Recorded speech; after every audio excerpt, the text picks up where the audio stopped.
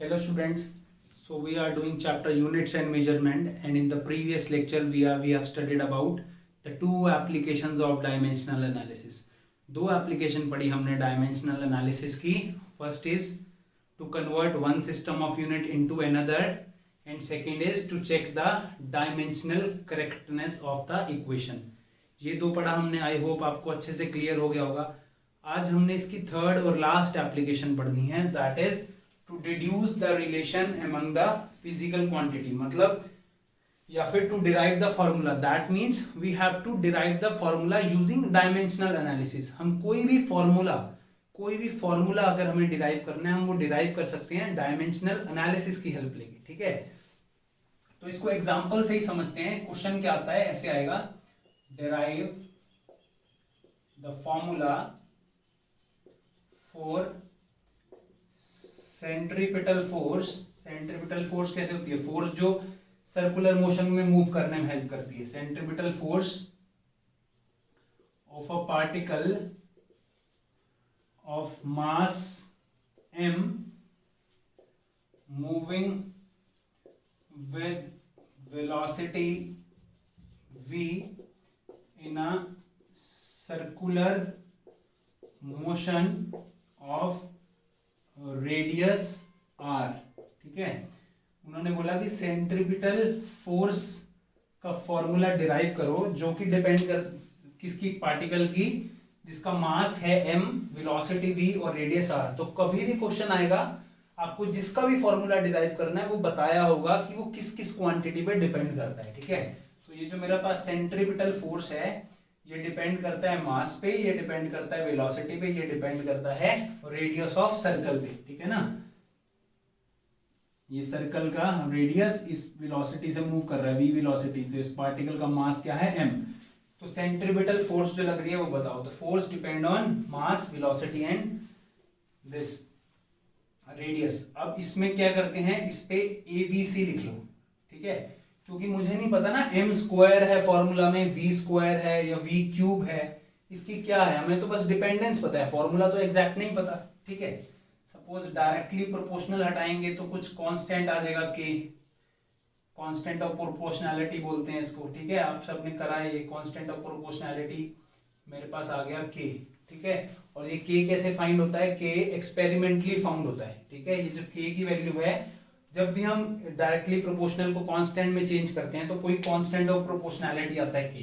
और ये k हम कैसे फाइंड आउट कर सकते हैं, एक्सपेरिमेंटल वैल्यू से. ठीक है ना, एक्सपेरिमेंटली फाइंड आउट कर सकते हैं. तो मेरे पास ये आ गया.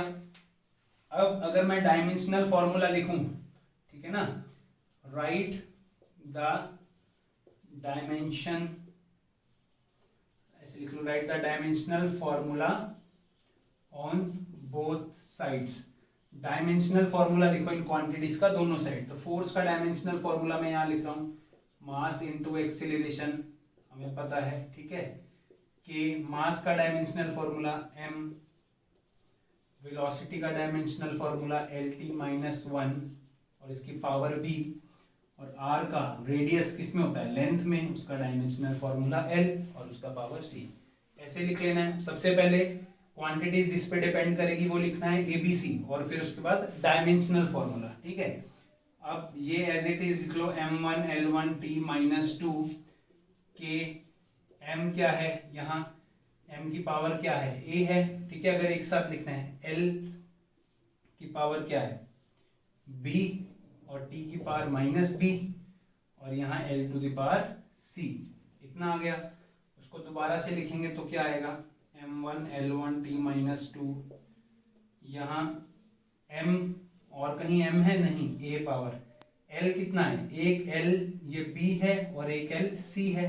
तो l की पावर कितनी हो जाएगी, b plus c. When base are same power will be added, आपको पता है. और t क्या है, t की वैल्यू माइनस b है. तो मेरे पास यहां तक आ गया mlt, इधर भी mlt. समझ आया इतना? अब मुझे क्या करना है, अब मुझे दोनों साइड ये इक्वेशन को क्या करना है, कंपेयर करना है. ठीक है, दोनों साइड जो है मेरे को इस इक्वेशन को कंपेयर करना है. जब बेटा मैं डायमेंशनल फॉर्मूला की बात करता हूं तो ये कांस्टेंट है ना, ये कांस्टेंट है. ये कांस्टेंट एक्सपेरिमेंटली मुझे पता है डायमेंशनलेस हो सकता है, तो जब मैंने यहाँ डायमेंशन लिखी इस k की जगह मैं 1 भी लिख सकता हूँ। और एक्सपेरिमेंटली इस k की वैल्यू क्या होती है, k की वैल्यू 1 होती है। कैसे पता लगा, एक्सपेरिमेंटली फाइंड करके, ठीक है ना। इस k की वैल्यू यहाँ भी आप 1 लिख सकते हो, नहीं तो यहाँ k ही लिखना। डायमेंशन की जब हम बात कर रहे हैं तो ये डायमेंशन लेस है, तो यहाँ तो कोई इसका मतलब नहीं है। अब क्या है, दोनों तरफ MLT है, सो comparing the values on both sides. जब दोनों साइड्स को कंपेयर करेंगे वैल्यूज, कंपेयर MLT दोनों साइड है तो क्या कंपेयर होगा, पावर कंपेयर होंगी। ये देखो M L और T है, ये तो क्या है, दोनों साइड सेम है ना, दोनों साइड सेम है, तो पावर कंपेयर करेंगे तो M देखो पहले, M यहाँ 1 है, यहाँ M A है, बीच में इक्वल का साइन है, तो A की वैल्यू कितनी होगी 1 कंपेयर करने में।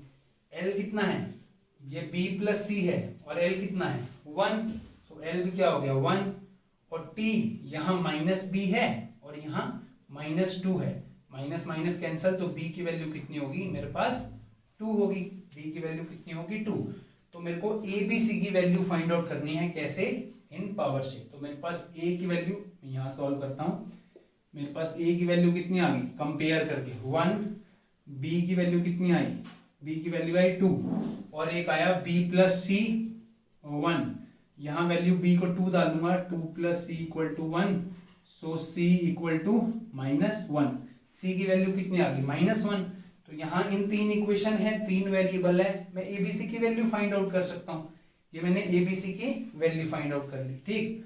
अब simple, put the value of A, B and C in equation 1। Suppose ये फर्स्ट इक्वेशन है जहां मैंने इक्वल टू का साइन रखा है, बस यहाँ ABC की वैल्यू पुट करनी है।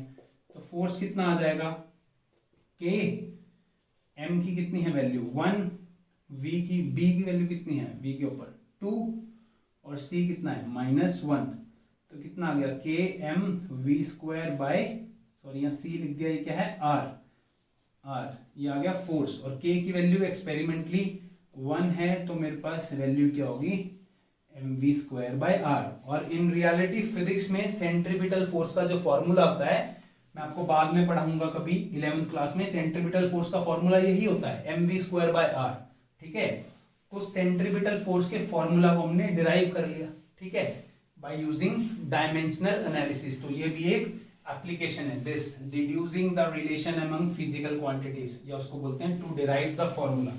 क्या करना है, पहले वो क्वांटिटी जिन चीजों पे डिपेंड कर रही है वो लिख लेना है, उसकी पावर ABC, ठीक है।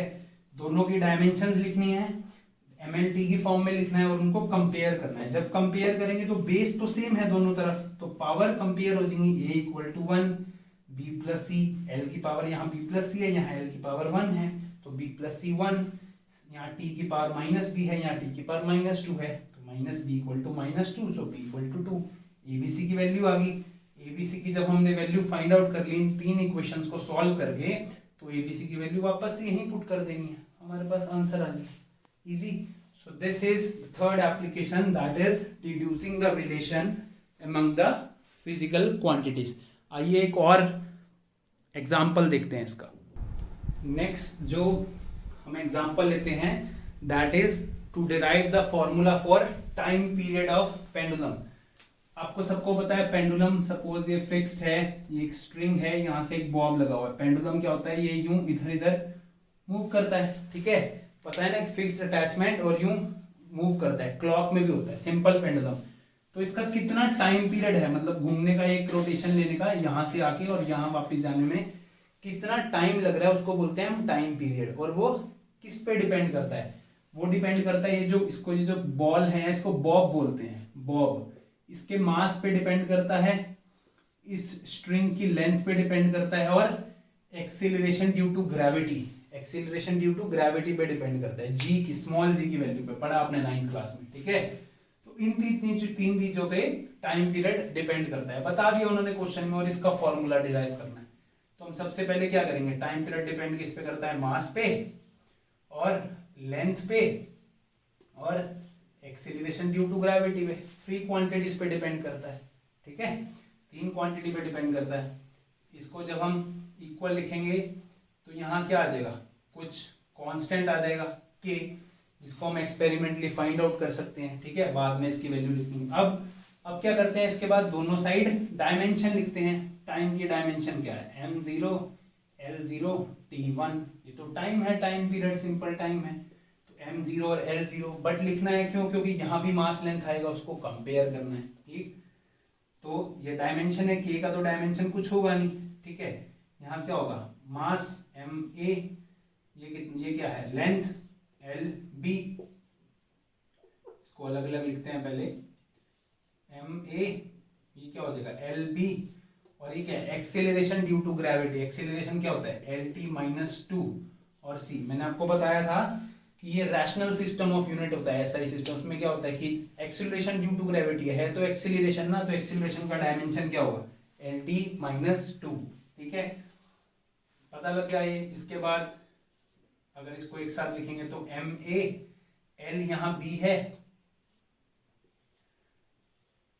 ये, और यहाँ क्या है lc, और t-2 इंटू c।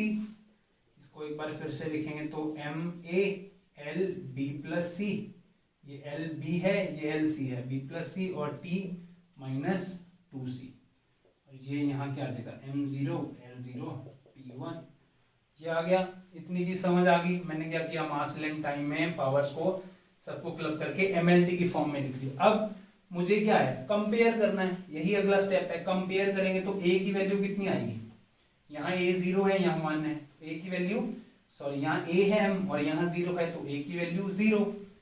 l देखो, l क्या है b प्लस c, और यहाँ l क्या है 0, और c क्या है वहाँ t की पावर क्या है -2c, और यहाँ t की पावर क्या है 1, तो -2c की वैल्यू कितनी होगी 1। तो अब ये है a की वैल्यू मुझे पता है, b प्लस c की पता है, तो मैं c की अगर यहाँ से निकाल लूँ, यहाँ डाल दूंगा, तो मुझे b की भी पता लग जाएगा। c की वैल्यू कितनी है -1/2, और यहाँ मैं निकालूंगा b की वैल्यू, तो कितनी होगी b इक्वल टू -c, और b कितना है +1/2। सो a b c की मुझे वैल्यू पता लग गई। a की वैल्यू कितनी है 0, b की वैल्यू 1/2, c की -1/2। बस a b c की वैल्यू मुझे इस इक्वेशन में पुट करना है। p क्या है मेरे पास k, मास m0, l क्या है, l की वैल्यू 1/2, l की वैल्यू b थी ना, b 1/2, और c की value, sorry acceleration due to gravity है जो g, इसकी पावर क्या है c, और c की वैल्यू कितनी है -1/2, लिख लिया। इसको और लिखेंगे तो m to anything raise to power 0 क्या होता है 1, तो ये तो 1 हो गया। l हाफ, इसको √l भी लिख सकते हैं, √12, ठीक है ना, और ये क्या है -12, तो ये ऐसे यही होगा। और एक्सपेरिमेंटली ऐसे लिख दो, यहाँ from experiment k equal to 2π, जब हम इसका एक्सपेरिमेंट करते हैं तो इस कांस्टेंट की वैल्यू देखो, इस बार 1 नहीं आई, इस बार वैल्यू कितनी आई 2π, तो l/g को एक साथ भी तो रूट में लिख सकते हैं ना। और रियलिटी में यही फॉर्मूला होता है time period of simple pendulum का, 2π √l/g, लेंथ और एक्सीलरेशन पे डिपेंड करती है, ये मास ऑफ बॉब पे यहाँ डिपेंड नहीं करती। m तो नहीं आया ना, बट हमें स्टार्टिंग में लेके चलना है, भले ही इसकी वैल्यू बाद में यहाँ 0 आई a की वैल्यू, तो m पे डिपेंड नहीं करता, तो ये फॉर्मूला आ गया। तो ऐसे आप फॉर्मूला डिराइव कर सकते हो डायमेंशनल एनालिसिस की हेल्प लेके।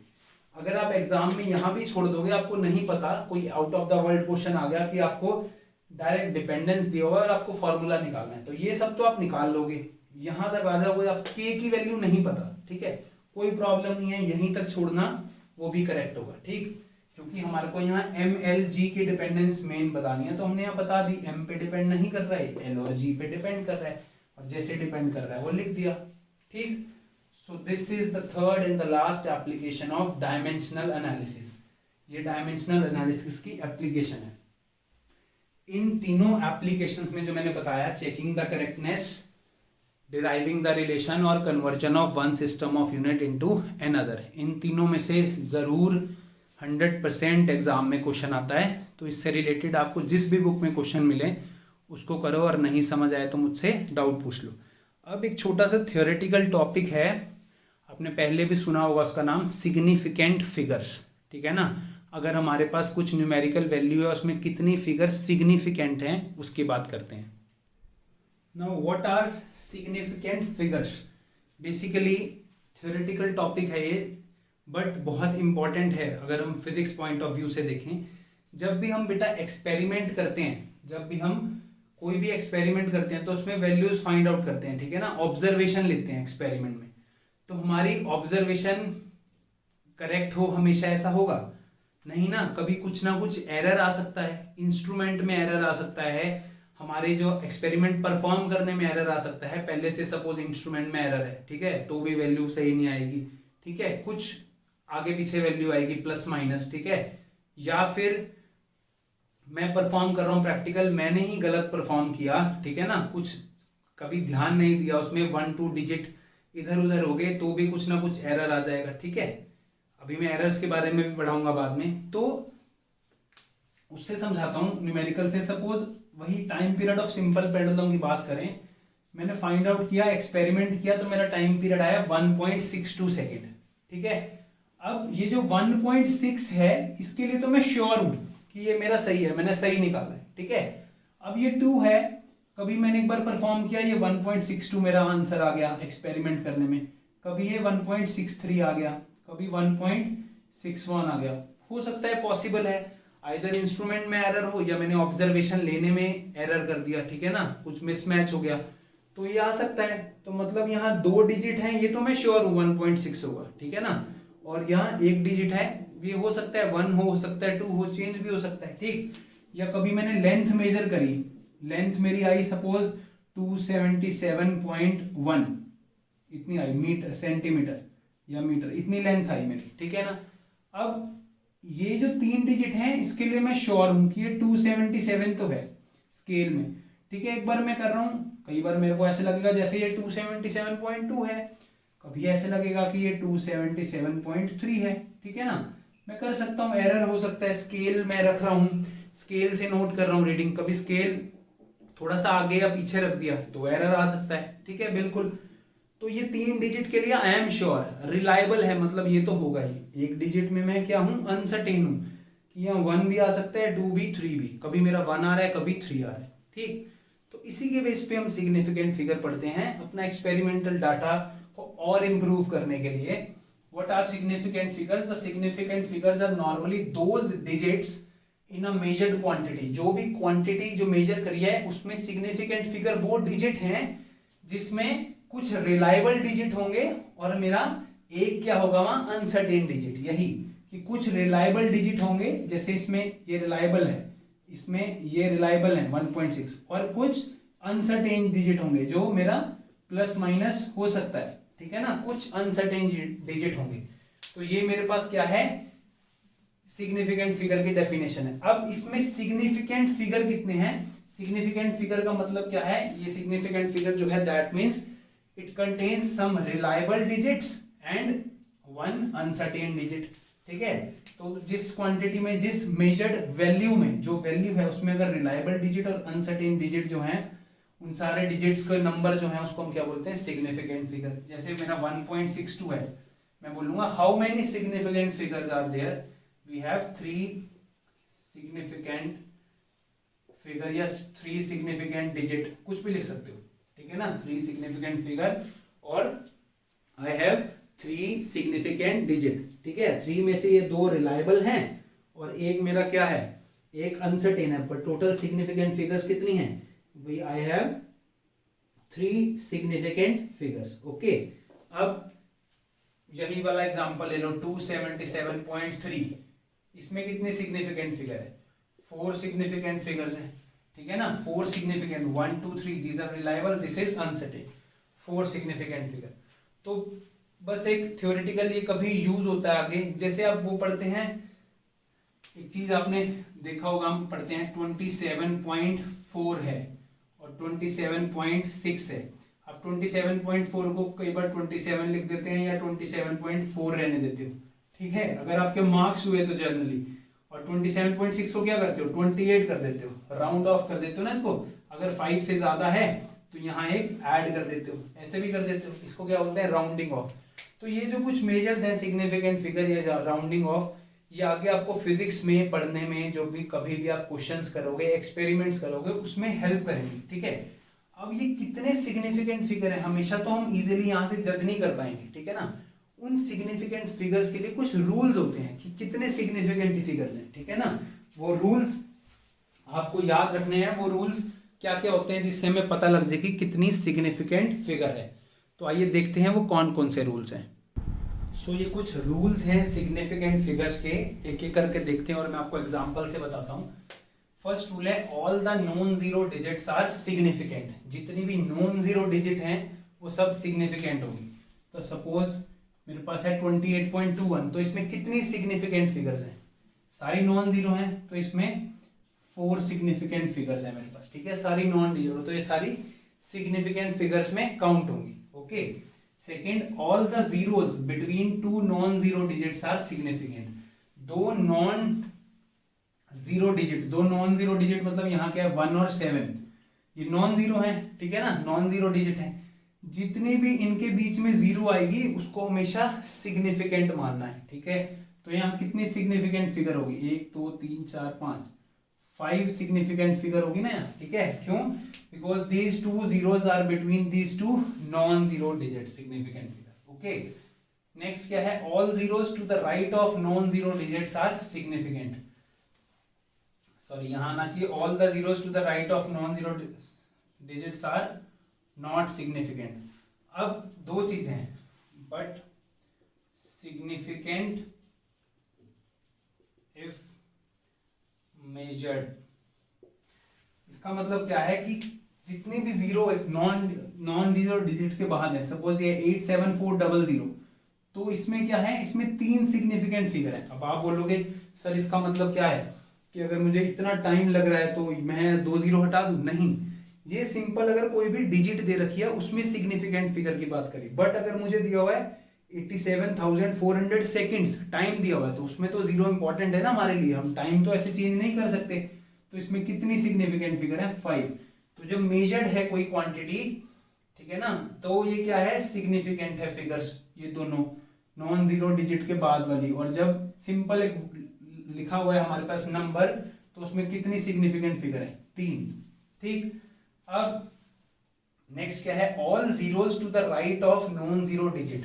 सारी जीरोस, मतलब इन दोनों की बात करें, to the right of non zero digit, ये नॉन जीरो डिजिट है, इनके बाद वाली zero, but to the left of a decimal point. But decimal point से पहले वाली जो 2 जीरो है, मतलब नॉन जीरो के बाद और डेसिमल, ये डेसिमल है, डेसिमल के बाद आगे कुछ भी है, सपोज डेसिमल से पहले वाली जीरो और नॉन जीरो के बाद वाली जीरो, ठीक है, ये जो दोनों जीरो होती हैं, दीज आर सिग्निफिकेंट, ये सिग्निफिकेंट। तो इसमें भी कितनी होगी हमारे पास, 5 सिग्निफिकेंट फिगर होगी, ठीक है।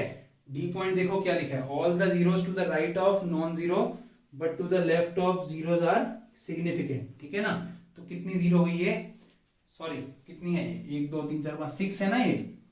तो ये नॉन जीरो के बाद वाली और डेसिमल से पहले वाली दो, ये 2 जीरो होंगी, ये भी सिग्निफिकेंट मानी जाएंगी। बट यहाँ अगर ये सिंपल है, ये सिग्निफिकेंट नहीं मानी जाएंगी। क्यों? क्योंकि यहाँ डेसिमल नहीं है। अगर डेसिमल होता तो यहाँ कितनी सिग्निफिकेंट होती फिगर, 5 होती।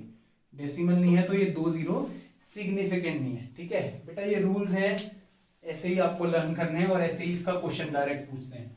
नेक्स्ट क्या है, all zeros to the right of decimal are significant. Decimal के बाद जितने भी जीरो हैं वो हमारे लिए सिग्निफिकेंट है। तो इसमें कितनी सिग्निफिकेंट फिगर है, सपोज ये तो नॉन जीरो है, जैसे फर्स्ट जो रूल था 3, इसमें कितनी है 4, ये जो जीरो है अब ये सिग्निफिकेंट है हमारे लिए, डेसिमल के बाद वाला, और इसमें कितनी है 5, ठीक है। सिग्निफिकेंट फिगर कितनी है 151.00, that is significant for us. Okay. Next is all the zeros to the right of decimal. All the zeros to the right of decimal, decimal के बाद वाला zero, but to the left of non zero digit, but to the left of non zero digit, मतलब ये decimal के बाद zero और non zero से पहले वाला, ये जो जीरो है इसकी बात कर रहा है। ये जीरो क्या है, सिग्निफिकेंट नहीं है।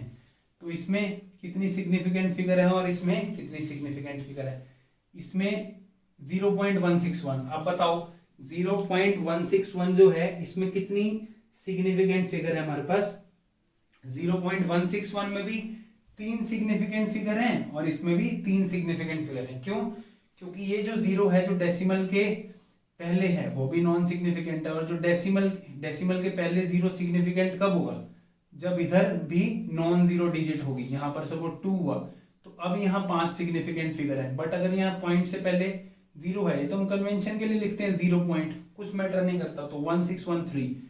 और अगर पॉइंट डेसिमल के बाद है 0 और नॉन जीरो से पहले है तो ये भी सिग्निफिकेंट नहीं है, तो इसमें भी कितनी होगी, 3 सिग्निफिकेंट फिगर हो गया। ठीक है, और अब लास्ट और बहुत important, number of significant figure does not depend on system of unit.